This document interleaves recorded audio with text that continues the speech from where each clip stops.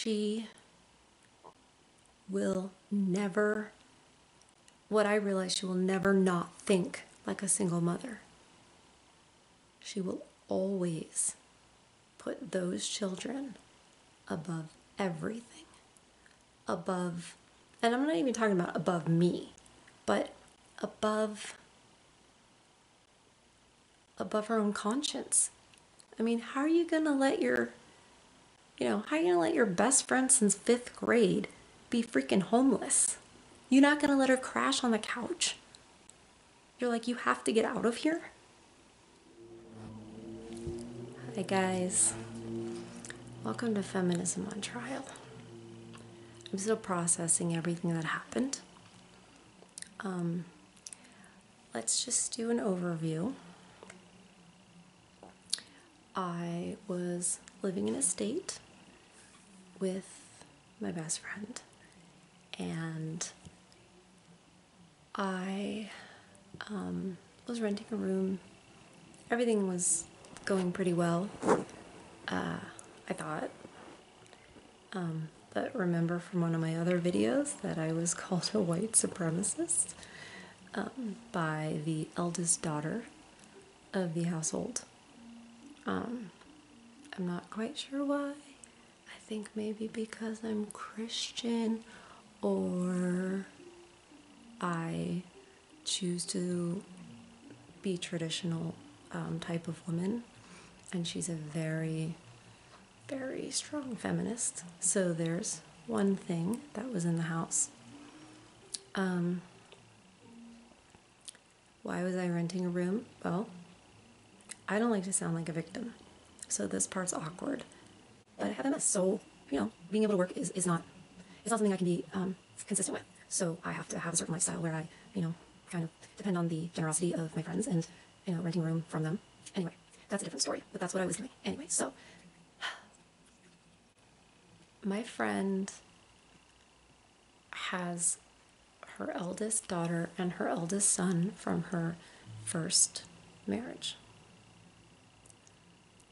And she has since remarried. If you watch my last short video, you know that I said it's too bad women can't go MGTOW.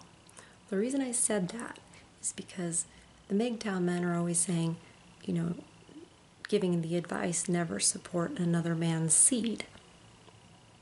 Meaning, don't marry or get with a single mother, because you will always be last.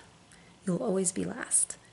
And there's a good chance that you are just a wallet and security for her, with her, children from either a previous marriage or, from fooling around as a single woman.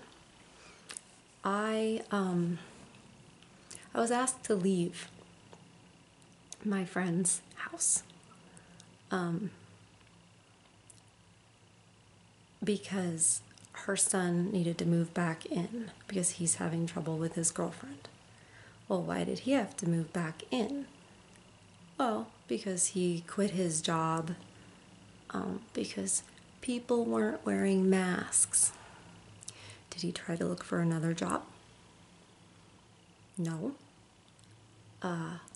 He just didn't. I don't know how else to describe it. It's just, he just didn't. What does he do? He follows his girlfriend, wherever she is. So he was living with her and her family. She, she goes to college. She's becoming an independent woman. She hates me too. Because, I have different views. That's basically it. She hates me because I have different views. This is so discombobulated, because it is discombobulated. It doesn't make any sense. I was kicked out, not in those words, but doesn't matter. I was asked to leave. And I was looking for everything. I was looking for a room I could afford. I was looking for every type of situation. Some people are going to say, well, why didn't you move in with your fiance? Well, because my fiance is an alpha. And he doesn't clean up my messes. He doesn't support me financially at all right now because we are not married. The only time he gives me money is if he takes me out to eat and he pays. He's an alpha. I know somewhere in the manosphere he's being called a beta, because he's with me. That's not true. Trust me. It's not true. He's an alpha. There'll be a whole other video on that. So I was asked to leave. By a miracle, I found a place in the state where my fiance lives. Thank God. So we are now in the same city. And it's a great situation where I can actually, do a live-in job type situation. But feminism is guilty of almost breaking up my friendship with my best friend. Some people would say, well, why didn't you? Because I actually begged her, can I just sleep on a couch? Can't I just crash on a couch until I can find a place? And then once I did find a place, it wouldn't be until March 9th until I could come. So I had nowhere to go from, the beginning of February to March 9th. I had nowhere, literally nowhere. I was looking at assisted living facilities just because I have MS. I'm like, well, maybe they have to take me. That's what I was doing. I don't need to be in an assisted living facility. But it was at that point because, if you're trying to get affordable housing, there's years of waiting lists and whatever. You can't just get it. It's the reality of it. And I said, can I crash on a couch? Can I, can I just, no. Why? What was the reasoning? What did she tell me? She said she would have too much anxiety about World War III going on with both of us under the same roof because he doesn't like me. He doesn't like me because I posted something on Facebook about taking responsibility for your health and your weight. And it was pretty strong. I'm not going to lie. I was on steroids for my MS at the time, and I was like, there's no excuse. Hey, I used to weigh 240 pounds, and, I have diagnosed with polycystic ovarian syndrome. If I can do it, you can do it. Well, this dude took that personally. He took it as a personal attack. I am not exaggerating. And, unfriended me and whatever on Facebook, blocked me. Ooh. And then just literally just hates me. I don't know if my friend was telling the truth about it was her anxiety. I actually tend to believe that he just said, I'm not staying with her, make her leave.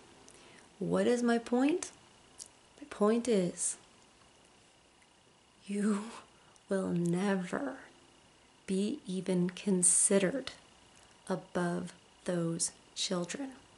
Even though she's remarried, has another child with her husband, he's a good guy. You guys would call him a beta. Easily call him a beta. That's what you guys would call him. She will never, what I realize, she will never not think like a single mother. She will always put those children above everything. Above, and I'm not even talking about above me, but above her own conscience. I mean, how are you going to let your best friend since 5th grade be freaking homeless? You're not going to let her crash on the couch? You're like, you have to get out of here? I could have been mad. I was mad. I could have ended the friendship. I didn't. Maybe I should have. But what I did was see her for who she is and what she's capable of. And it's sad. And it's feminism's fault.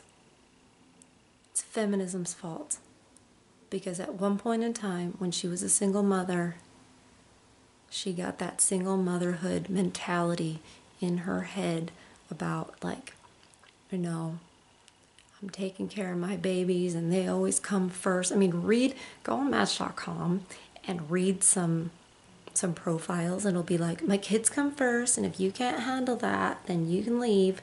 They all say that because they all have kids, and they all say that. Well, it's not just to the guys that they want to date or get them to marry them. It's not just that. It's their own friends. It's destructive. Feminism is so destructive on every level. That's what I saw. It was like I'm mad at her, but I'm actually more angry at feminism because it twists women's minds. I'm not saying they're victims and they should get a pass. No way. I just chose not to end that friendship. I chose to extend grace. That's just my choice, right or wrong. But in my heart, it can never be exactly the same, because I was so desperate, and it didn't matter, because her 21-year-old son needed his bedroom back, so he can sleep in all day and play video games and eat fast food. And that's my next point. Single mother grew a beta. That's who grows the betas, the single mothers. And because she grew a beta who can't fend for himself, doesn't have his own agenda, doesn't have a plan for what he's going to do and how he's going to support himself, she almost lost her best friend in the whole wide world. It's infuriating. And as you can tell, I'm still processing it. You will never come first, you guys. I get it. I got it before in my mind, but I actually got it. If you marry or date a woman who has children, those children are her priority. And that's just mainstream thinking now. But it's not right, because if you are to remarry and you have children already, that new person that you're marrying is your priority. You have to have the strongest bond with your spouse first, and then the children. Otherwise, you're letting the children run everything. And when that happens, they get a free pass. They don't have responsibility. They don't, especially the boys. They can't turn into men. And the girls grow up full of hate. And then they'll probably get pregnant and raise another beta, and so on and so on. The cycle continues. And feminism is a disease. It's a disease. It corrupts the mind, and it breaks up marriages, it breaks up friendships, it grows betas, it turns girls growing up into hateful little bitches. They hate themselves. They hate men, and they hate anybody who holds any kind of traditional value, because then, you're holding up the patriarchy. You're damn right I'm holding up the patriarchy, because I'm educated and I know what the patriarchy is responsible for. It's a good thing. Hierarchy is a natural thing. Every animal species, everything in this life, that's why Jordan Peterson talks about lobsters, because talk about a prehistoric animal. Hierarchies are natural and needed for the order of society. So, this is the destruction that feminism can cause. And the reason I stayed friends with her is because I wasn't going to let feminism kill it. I wasn't gonna give it that. I was like, F you, feminism. I'm going to be bigger than you. I'm going to have a bigger heart. I'm going to forgive my friend, whether she deserves it or not. Because I know that feminism, particularly in that state, state in the country is pervasive, and it's a cancer. So be careful out there. Be careful, because feminism is lurking in places you would not expect. And feminism, look at the men who are homeless because of feminism, because it destroyed their marriages. So that's my story. Back to doing videos. They will be more succinct and coherent as we move forward. I didn't know if I should share something so personal, but I mean, why not? We're all going through this bullshit together, aren't we? We're all surviving feminism, or trying to. And the way to survive it is to recognize it and see it in every little corner it's lurking in, because it is. So, you guys have a good night. Glad to be back. Got a lot of good topics coming up.